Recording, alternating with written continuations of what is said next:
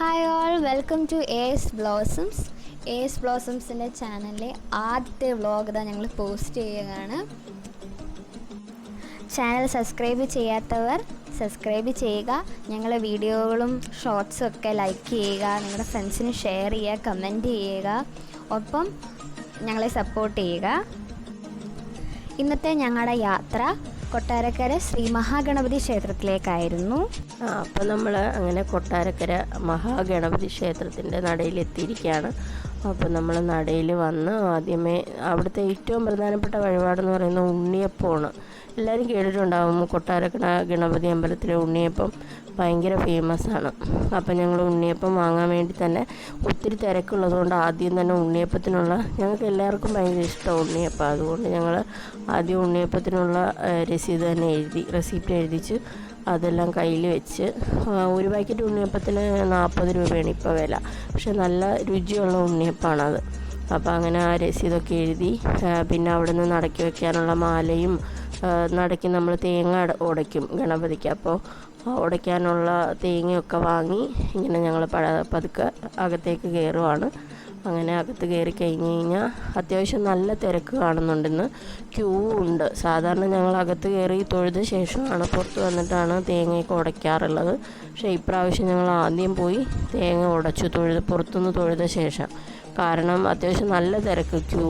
അപ്പോൾ ക്യൂ ഒന്ന് കുറയട്ടെ എന്ന് വിചാരിച്ചിട്ട് അങ്ങനെ ഉള്ളിലേക്ക് കയറാതെ പുറത്തു നിന്ന് തന്നെ തൊഴുത ശേഷം ഞങ്ങൾ അവിടെ വെളിയിൽ പോയി തേങ്ങയൊക്കെ ഉടയ്ക്കാനുള്ള സ്ഥലത്ത് പോയി തേങ്ങയൊക്കെ ഉടച്ച് പ്രാർത്ഥിച്ചു.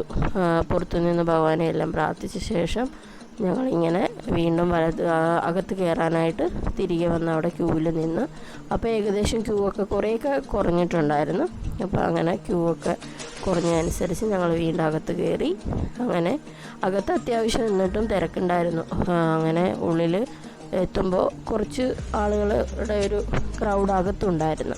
അങ്ങനെ എല്ലാം തൊഴുതു, ഭഗവാനെ എല്ലാം കണ്ട് ഇങ്ങനെ തൊഴുത് പുറത്തിറങ്ങി. അപ്പോൾ അവിടെ വേറൊരു രസകരമായ വേറൊരു കാര്യം കൂടി ഉണ്ടായി കേട്ടോ. ഇന്ന് ഞാൻ അമ്പലത്തിൽ വെച്ചിട്ട് ഞങ്ങൾ മറ്റേ നമ്മുടെ നടി ചിപ്പി ഉണ്ടല്ലോ, നമ്മുടെ രഞ്ജിത്ത് വിവാഹം കഴിച്ച ചിപ്പിയെ കണ്ടിരുന്നു കേട്ടോ അവിടെ വെച്ച്. അങ്ങനെ പുള്ളിക്കാരിയോട് സംസാരിക്കാൻ കഴിഞ്ഞു. ഭയങ്കര സന്തോഷം തോന്നി. ഫോട്ടോസൊന്നും എടുത്തില്ല കേട്ടോ, പിന്നെ ബുദ്ധിമുട്ടിക്കണ്ടെന്ന് വിചാരിച്ചിട്ട്. അപ്പോൾ ഗൈസ്, ഞങ്ങൾ തൊഴുത് അമ്പലത്തിന് പുറത്തിറങ്ങി അമ്മയുടെ കയ്യിൽ നിന്ന് ഞാനപ്പം റെസിപ്റ്റൊക്കെ മേടിച്ച് ഉണ്ണിയപ്പം മേടിക്കാൻ പോയി. അങ്ങനെ ഞങ്ങൾ പുറത്തിറങ്ങിയ സമയത്ത് അച്ഛൻ ഫോണൊക്കെ പിടിച്ച് നിൽക്കുന്നതുകൊണ്ട് ഞങ്ങളൊരു സെൽഫിയൊക്കെ എടുത്തു. അങ്ങനെ ഞങ്ങൾ പുറത്ത് വന്നു. അപ്പോൾ ഞങ്ങൾ നോക്കിയപ്പോൾ മഴ പെയ്യുവാണ് ഗൈസ്. ഞങ്ങൾ വീട്ടിൽ നിന്ന് ഇറങ്ങിയപ്പോൾ തന്നെ ഒരു ശകല മഴ ഉണ്ടായിരുന്നു. അപ്പം ഞങ്ങൾ ടെമ്പിളിൽ പ്രാർത്ഥിച്ചിട്ട് ഇറങ്ങിയപ്പോഴത്തേക്കും നല്ല മഴയായിരുന്നു ഗൈസ്. അപ്പം പോകുന്നത് ഹോട്ടൽ തപ്പിയാണ് ഗൈസ്. ഇപ്പോൾ ഹോട്ടൽ ഇപ്പം സൺഡേ ആയതുകൊണ്ട് മിക്കവാറും എല്ലാം അടച്ചിട്ടിരിക്കുകയാണ് ഗൈസ്. അതുകൊണ്ട് നല്ല വിശപ്പുണ്ട് എനിക്ക്. ആ ആവേശമാണ് ഗൈസ് നിങ്ങൾ ഈ വീഡിയോയിൽ കൂടെ കാണുന്നത്.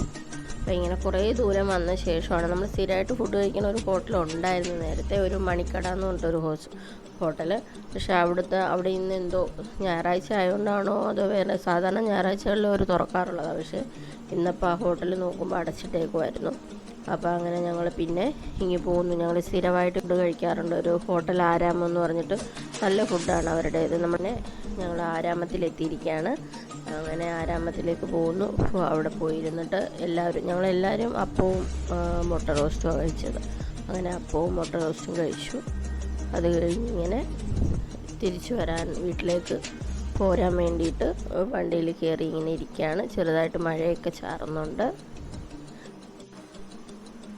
അപ്പോൾ നമ്മളങ്ങനെ ഫുഡൊക്കെ കഴിച്ച് തിരിച്ച് വണ്ടിയിൽ കയറി വീട്ടിലേക്ക് പോരുവാണ്. അപ്പോൾ ഏകദേശം ഒരു 10 മണി കഴിഞ്ഞിരിക്കുന്നു. നമ്മൾ ഫുഡൊക്കെ കഴിച്ച് വീട്ടിലേക്ക് പോരാനായിട്ട് വണ്ടിയിൽ കയറി. പിന്നെ നമ്മളങ്ങനെ പന്തളത്തെത്തി. പിന്നെ അവിടുന്ന് അതിന് മാത്രം ദൂരമൊന്നുമില്ല നമ്മുടെ വീട്ടിലേക്ക്, വളരെ കുറച്ച് ദൂരമുള്ളൂ. ഒരു 10-15 മിനിറ്റിനുള്ളിൽ നമ്മളങ്ങനെ വീട്ടിലെത്തി.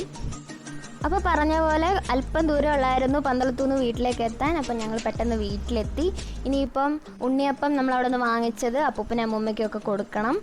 അപ്പോൾ അത് കഴിഞ്ഞിട്ട് ഇന്ന് വൈകുന്നേരം ഞങ്ങൾക്കൊരു ചെറിയ ഫംഗ്ഷൻ അറ്റൻഡ് ചെയ്യാനുണ്ട്. അപ്പം അതിനിനി റെഡി ആവണം, ഡ്രസ്സൊക്കെ സെറ്റാക്കണം.